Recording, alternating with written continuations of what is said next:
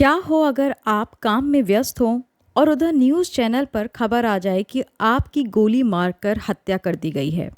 और फिर अचानक फ़ोन की घंटियां बजें और आपके माँ बाप की घबराई हुई आवाज़ कानों में गूंजे। तू ठीक तो है ना? ये कोई फिल्म की स्क्रिप्ट नहीं बल्कि असल ज़िंदगी की एक कहानी है।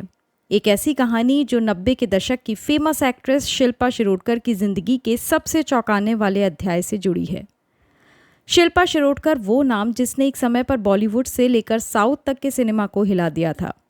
खूबसूरती, टैलेंट और मासूमियत की मिसाल। लेकिन अचानक जैसे सब कुछ गायब हो गया। फिल्में छोड़ दी, स्क्रीन से दूरी बना ली और फैंस हैरान रह गए।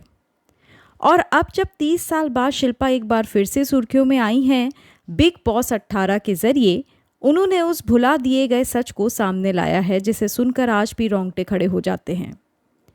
साल था 1995। फिल्म रघुवीर की शूटिंग चल रही थी। लोकेशन थी कुल्लू मनाली। चारों तरफ बर्फबारी, ठंडी हवा और कैमरे की चमक। शिल्पा उस समय सुनील शेट्टी के साथ एक सीन कर रही थी। कैमरे के सामने तो मुस्कान थी, लेकिन कैमरे के बाहर तबाही मच चुकी थी। मुंबई में बैठे शिल्पा के माता पिता टीवी और अखबारों की एक ही लाइन पढ़ पढ़कर कांप रहे थे। फेमस एक्ट्रेस शिल्पा शिरोडकर की गोली मारकर हत्या। न इंटरनेट था न मोबाइल। खबर जैसे तूफान की तरह फैली। लोग मंदिरों में दुआ मांग रहे थे। रिपोर्टर्स शिल्पा के घर के बाहर जमा हो गए थे और पूरे फिल्म जगत में सन्नाटा छा गया था। लेकिन उधर कुल्लू में शिल्पा बेफिक्र शूटिंग कर रही थी। उन्हें जरा भी भनक नहीं थी कि उनके जीते जी उनका मौत का तमाशा रचाया जा चुका है। जब वो शाम को अपने होटल रूम में लौटी और रिसेप्शन से मैसेज लिया तब चौंक उठी।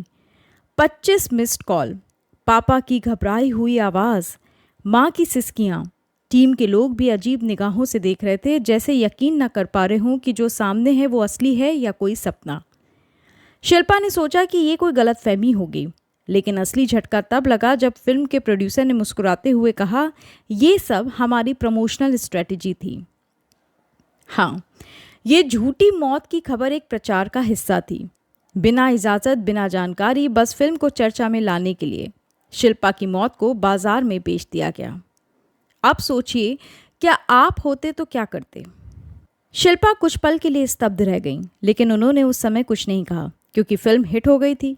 और उस समय कलाकारों के पास ना मीडिया से सवाल पूछने का अधिकार था, ना खुद को सही साबित करने का मंच। उन्होंने कहा, फिल्म चल गई तो ज़्यादा गुस्सा नहीं आया, लेकिन ये तरीका सही नहीं था। उस समय कोई पीआर एक्टिविटी नहीं होती थी। कोई भी किसी की परमिशन नहीं लेता था। पर ये कहानी यहीं खत्म नहीं होती। इस झूठी मौत की खबर का शिल्पा की पर्सनल लाइफ पर ऐसा असर हुआ जो उन्होंने कभी बताया नहीं। कई डायरेक्टर्स ने उनसे दूरी बना ली।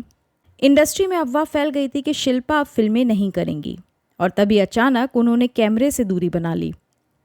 शायद वो थक चुकी थी इस बनावटी दुनिया से, झूठे प्रचार से और उस तंत्र से जो एक कलाकार को इंसान नहीं प्रोडक्ट समझता है। 30 साल बाद अब उन्होंने ये राज खोला तो जैसे पूरा सिनेमा जगत चुप हो गया, क्योंकि अब वो ज़माना नहीं रहा।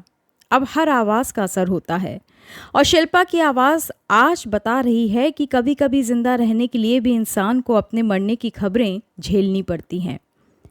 तो अगली बार जब आप किसी फिल्म की हेडलाइन पढ़ें या चौंकाने वाली खबर वायरल होते देखें तो एक पल रुकिए, क्योंकि ज़रूरी नहीं कि जो खबर सबसे पहले मिले वही सबसे सच्ची हो।